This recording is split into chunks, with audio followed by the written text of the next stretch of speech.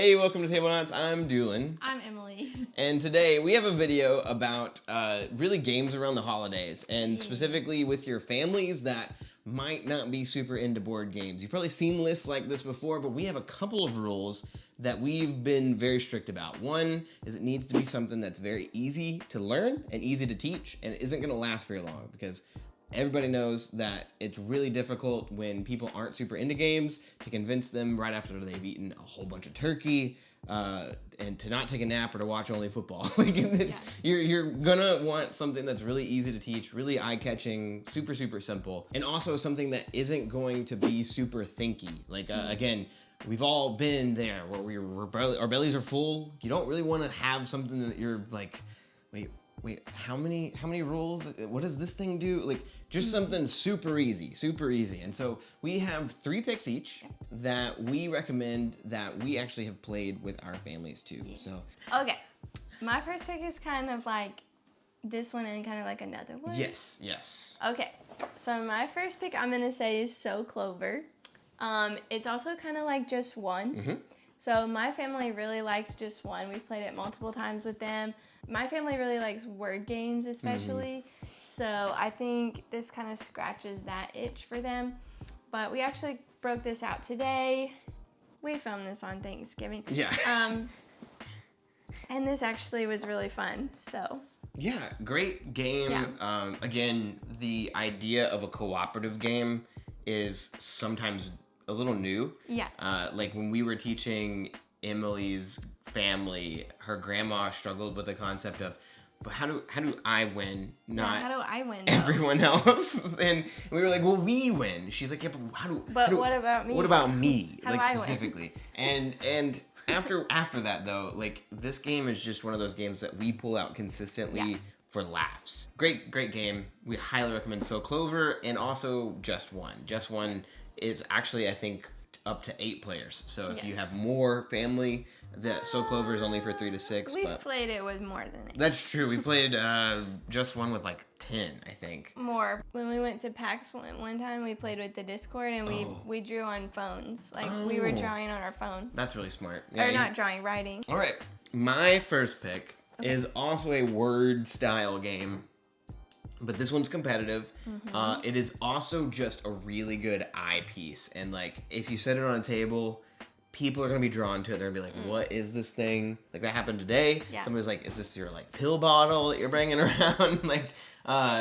Or pill carrier, whatever. But this is Taple, which is a game that we first got introduced to this year in June when Emily and I, or May, I can't remember, June when we went to Canada to visit our friends Jeff and Jamie. And the same thing happened to us, where I was like, hey, what is that thing? Like, what is that a game? Like, I don't know. And it's cool because the cards are in the very back. You turn the thing on, and then as soon as you draw a card, you will basically be playing the game. So you might pull a card that says U.S. cities. This is the one that I used to explain the game always because I actually know enough of them. But then you press the button. Oh, you know what? I turned it off. You press the button, and a little timer starts going. And so if it's U.S. cities, you look at the letters and you decide, okay, a word that starts with one of them, like Phoenix, and then you press the button again, it resets the timer, and it goes to the next person. And then they might say... Louisville. Shout out, Kentucky pronunciation of things. It's not Louisville, it's Louisville. Washington, D.C. You keep going until somebody's like, I can't think of one that uses the rest of the letters, and then... a ding happens, and that person takes that card, and you don't want cards. And whoever has the least amount of cards at the end of the game wins. And it's very simple, very easy to teach, and hilarious. It's fun. I think some of my favorite gaming moments with the Tablenauts crew involve this game. Which is kind of funny, because it's not like, it's kind of unassuming. It's not one I would expect. It's nothing. Like but the laughter that this game creates is amazing, and the tension, like that's great. But Taple is my first pick. Emily, number 2 pick. I have number 2. We played this several times. We played it with your family. Released this year. We played it with your parents, my parents, and us, and it is called Medium. Today we played at my family's Thanksgiving. It's kind of like you're in teams with the people sitting next to you. Yes. So, like, if I'm sitting next to Doolin, then we're partners, but I'm also partners with who's sitting on my right side. And you're kind of trying to read each other's mind a little bit. It's a good thing to be on the same wavelength with a person. And you let one person lays down a card that has a word on it. He would lay down a card with another word on it, and we tried to count down 3, 2, 1, and say one word that connects both. Yeah. And we're trying to say the same word. And this is a really funny game as well. Hilarious. But it is super fun. We do like this one. What we've discovered. We have a theory. The table. We'll call it the Doolin theory. I am really good at this game with my mom, and he's really good at this game with his mom. So we think that's a thing. That moms and kids. Yeah. Test the theory. Yeah. Get the game. Play with your mom. Play with your mom. And let us know. Find out if you're better at this game with your mom than other players. Yeah, because we are. Yeah, it's weird. But yeah. All right, my next pick is a conglomerate of 3 games. All right. But I think there's a lot of games that can actually go into this because a lot of things come out like this. But I'm just gonna call this like dice rolling, press your luck. Because that's all it is. It's like one of these games, Farkle, which is I think the OG version of this type of game, or at least the first like mass-produced version of this game, is you're just taking dice, you're rolling, you're hoping to get triples, you're hoping to get 1s and 5s. If you don't roll those, you bust, and it's the next person's turn.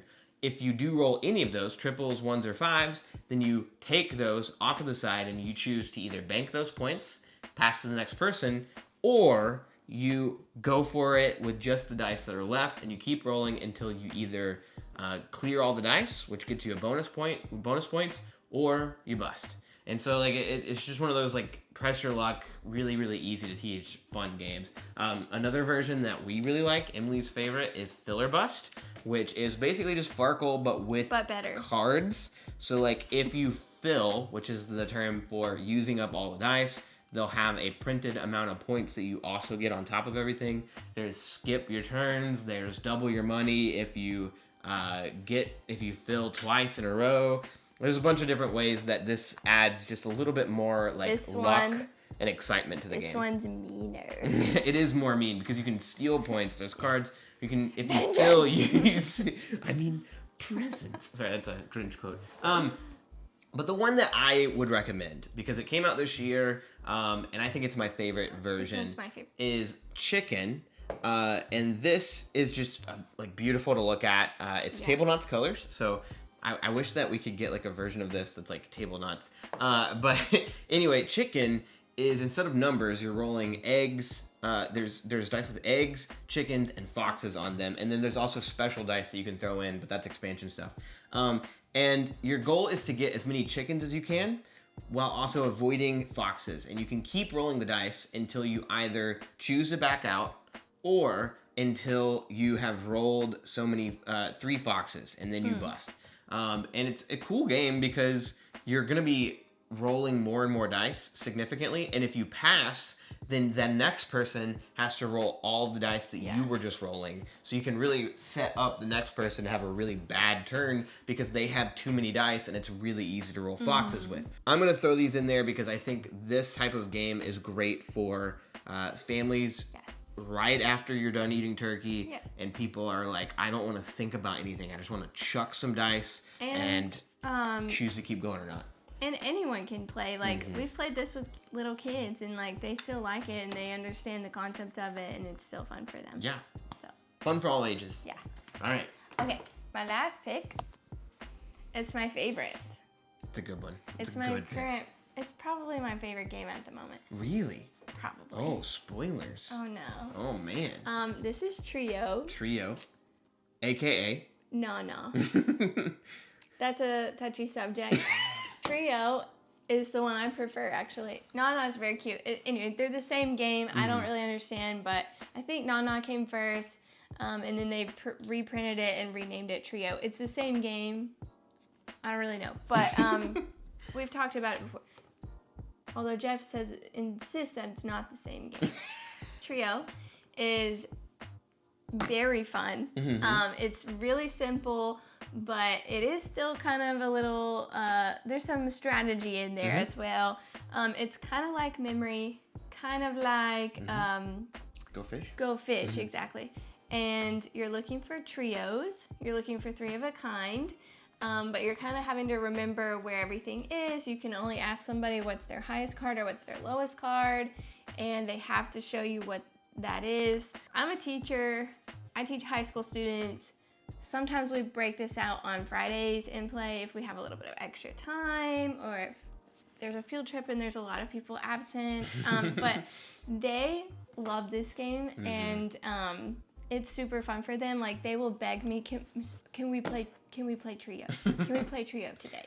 Like, they really, really like it. And yeah, we played it with my family. We played it with my granny. She's 89. She liked this game and really had a lot of fun with it as well. And then we played it today, and it went really, really well. So, Trio. Great pick. I've loved playing this. Thank you, Emily, for your picks. Thank you. I have one more pick for One me. more. I gotta move my coffee cup courtesy of our buddy Kyle in Columbus, who gave it to us. But we He's big. ordered this, and this was one of those things where the people who made this for us went above and beyond. Like, I figured out you could do custom boards, and I asked them, like, hey, could we do something like this? And they're like, absolutely. And they blew my mind. But this is a game for those of you that have family members that are just vehemently opposed to playing games. You put this out, I guarantee you, especially the sports lovers in your life, are gonna be like, what is this? I want to play this. We've brought this to, like, camps. We've brought this to lock-ins. We've brought this. My dad was blown away by this. He's a big soccer fan, so soccer fans, big people for that. But this is a 2-player only game, but it goes quick, and people will gather. Like it. Oh, kids love it. Yeah. And people will gather and watch, and then they'll claim the next spot. And it goes quick. But this is a game you might have seen if you have the same type of, like, Instagram recommendations as me. It's called Beano, which is a soccer-based flicking game where you see these little pegs on the board. I'll have some B-roll that we'll switch to so you don't have to be like, oh, why is he not showing us the game? But this game is all about just trying to flick the marble into the opponent's goal. And you're going first to 7, and you just take turns. It's the easiest thing in the world to teach because all you got to do is tell them you take turns flicking, and if you get it in the goal, you get a point. It's like soccer. It's exactly like soccer. You're just taking turns shooting with your finger. And even right now, it's right here, and I'm like, I want to be shooting. I want to be playing the game. It just draws you in, and I got to mention it. The Tablenauts, like, art that we had commissioned is here, and It's stunning. I just love this. And you can get any of your favorite soccer teams. Like, they have all kinds of professional teams, but you can also get custom boards made. And if you want a Tablenauts one, I can try to give you, like, the art to be able to do that. But we recommend this game as one. It's an expensive pick, but it is one that I like. It started to fade a little bit because we've played this game hundreds of times. Yeah. And I've not had it for more than 6 months. Yeah. But great game. Love this game. And that is our final pick of our family, like, holiday games to break out after you've stuffed your face. And we hope you enjoyed this. If you have a favorite that your family plays, let us know. We're always looking for new games that we can show our families. So give us those recommendations, and we'll talk to you in the comments. We'll see you guys next time. Emily, have anything you want to say? I was going to ask if you wanted to do an honorable mention. Oh, yeah, we can do an honorable mention. Okay, I'll do honorable mention. Yeah, go for it. That's always allowed. My honorable mention is Fuji Flush. And we just ransacked our game room because we couldn't find it. Because I was going to make it one of my picks. Yeah. Unfortunately, it's also hard to get. Yep. But you've probably heard us champion that game a million times. Thank you, Kyle, for being willing to just gift us yours. I think we can find it. I think we can find ours. But also Max, who's willing to let us use his until Kyle's arrives. But we're gonna tear our house apart looking for Fruity Flush because we love that game. Anyway, see you guys next time. Thank you so much, Emily, for being in the video. And hopefully you guys enjoyed it too. We love you guys. See ya.